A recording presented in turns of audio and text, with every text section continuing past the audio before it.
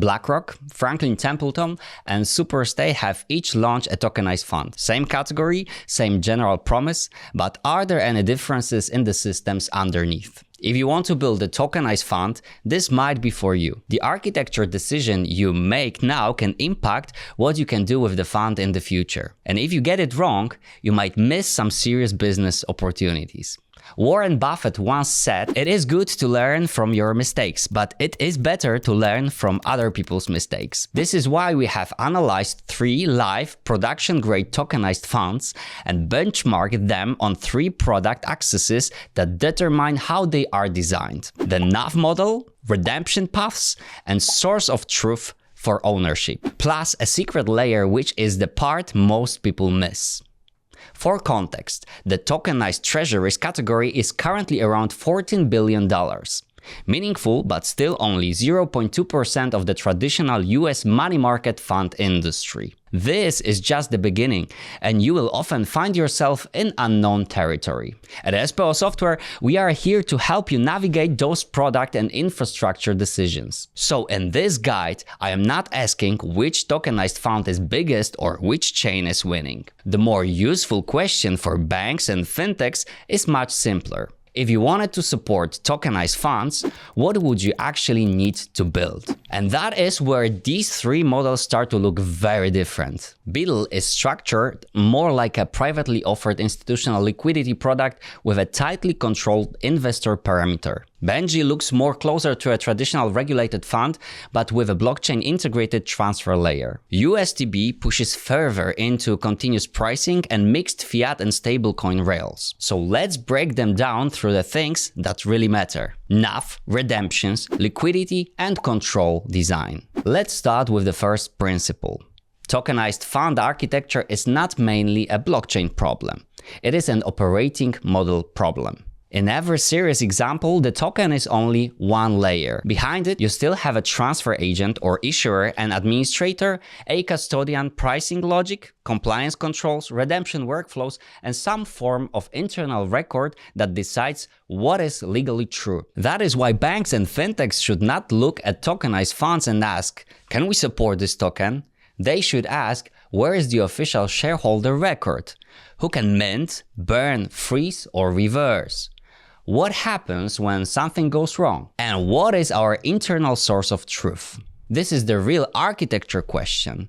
Now let's look at NAV. That stands for net asset value. In simple terms, it is the value of one share of the fund based on the assets the fund actually holds. And this is where these 3 models start to separate. BUIDL is the simplest of the 3 from a pricing perspective. Launch materials describe BUIDL as aiming for principal stability and current income through short-term US government and cash management style assets. That makes the product easier to understand and easier to support, but it still requires careful entitlement handling because the system needs to know who held what and who should receive the yield. Franklin's Templeton model is similar on the economic side. FOBXX is the fund itself and BENJI is the tokenized representation of those shares.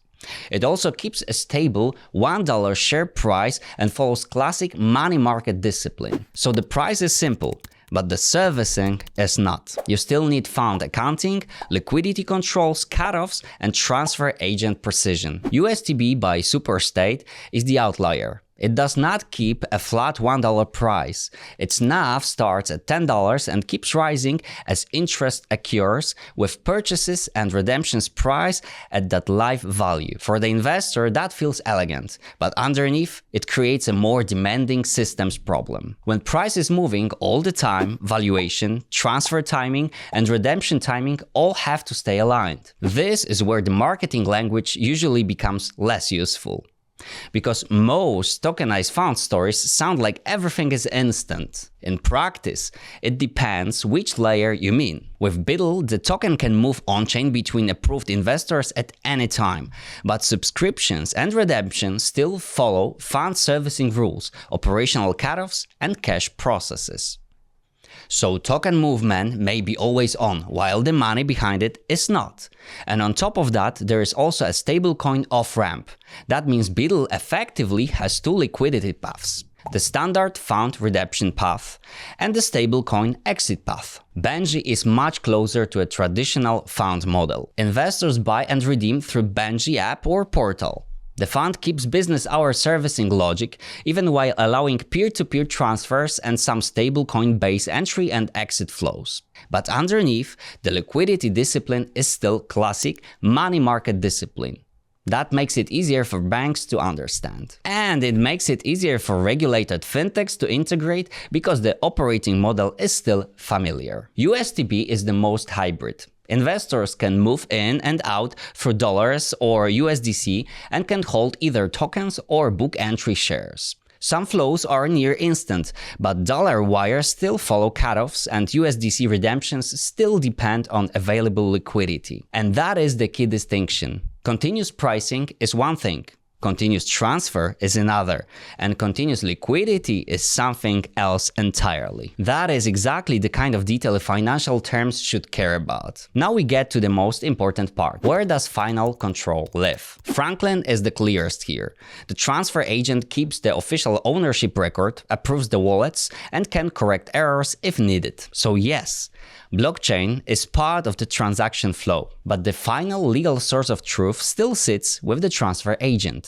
BUIDL draws the line differently. Securitize acts as transfer agent and tokenization platform, while BNY Mellon sits behind the product as custodian and administrator. So again, the chain matters, but admin authority matters more. That matters for banks because it affects governance, controls, and liability. And it matters for fintechs because it affects how integrations, approvals, and exceptions need to be designed. USTB pushes further into smart contracts.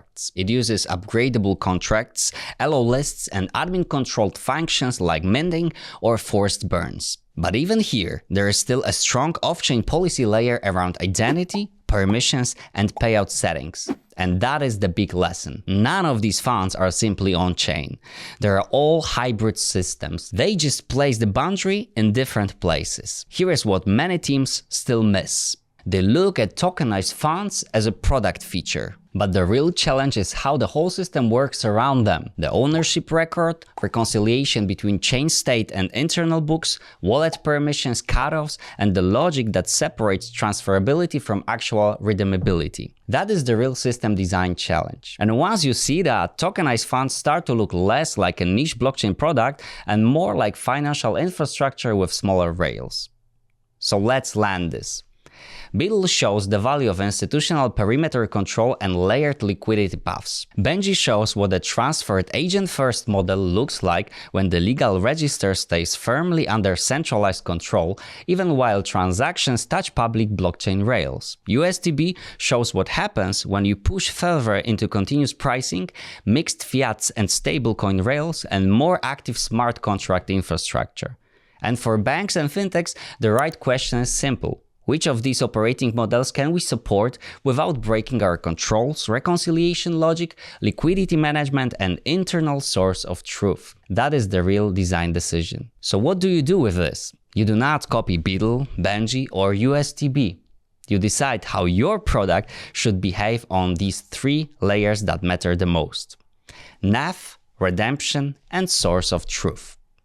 Because across every serious tokenized fund today, there is still a strong operational compliance layer behind the product. That is not a flaw. That is how these structures work in a regulated market. So the real place to differentiate is not in pretending that layer disappears. It is in the design choices that investors and operators actually feel: pricing, liquidity, and control. That is the real insight from those funds. Not which one wins, but where the real decisions actually live. Remember to stay on the block to stay ahead.